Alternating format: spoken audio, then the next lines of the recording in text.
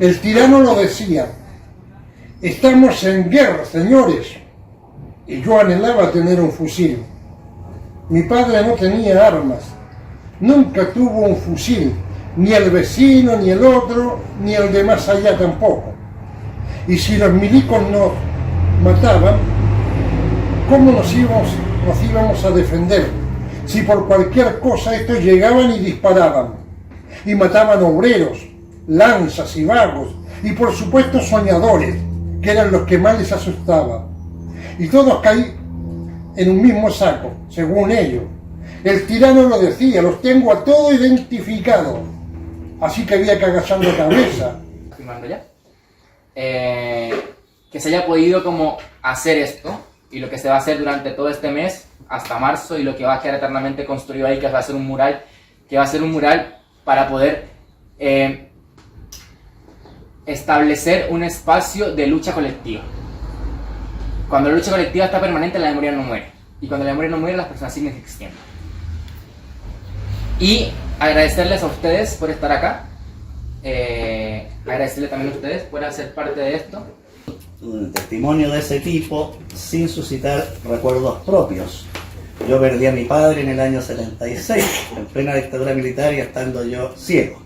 Quedando ciego, de modo que fueron momentos extraordinariamente difíciles para mí y mi familia. Pero no quiero volver a momentos que para mí son muy amargos y que he tratado de superar poco a poco. De modo que voy a ir a mi tema, que es la literatura de ficción. Y preguntarse por la literatura hoy es algo complejo. Los índices de lectura son cada vez menores. Escuchaba a una académica decir que no conseguía que sus alumnos pudieran leer un texto de más de 20 páginas seguidas. Le era imposible.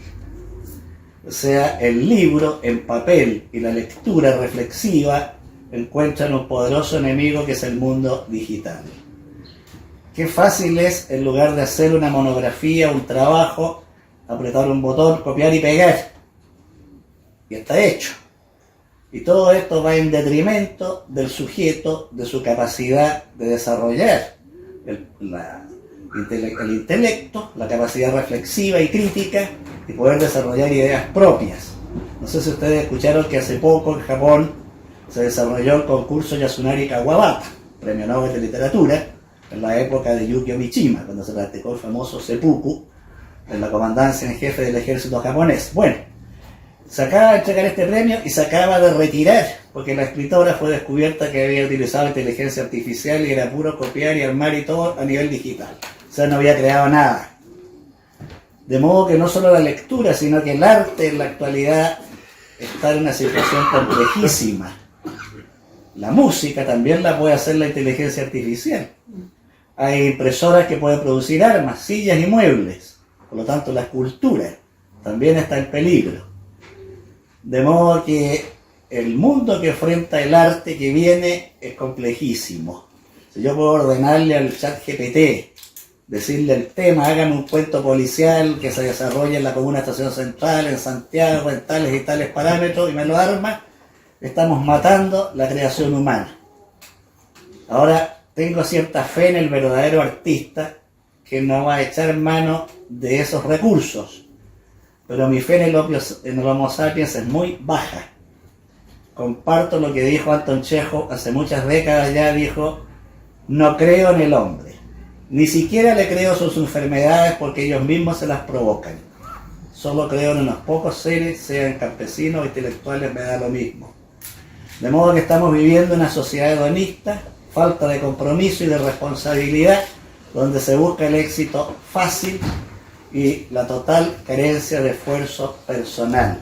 Y esto, por desgracia, ha afectado fuertemente a la educación.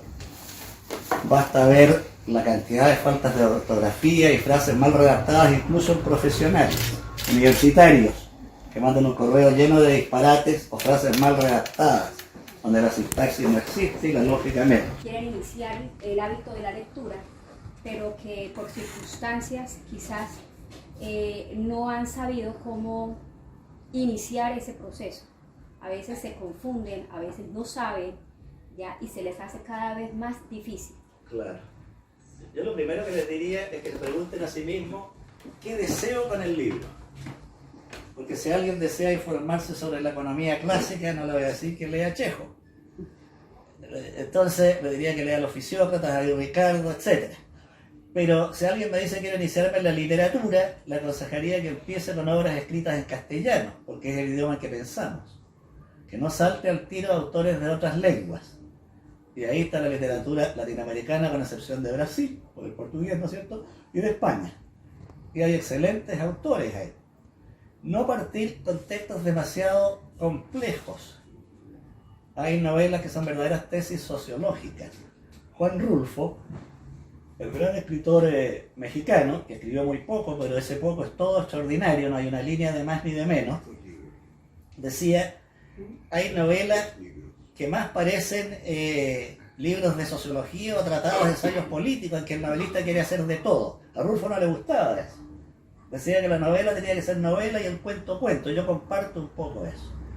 Porque la literatura es creación. Es creación. Entonces si yo le meto un tratado de política internacional adentro, un poco distorsionado, no estoy creando nada. Entonces yo le diría que aproximarse primero a través del cuento.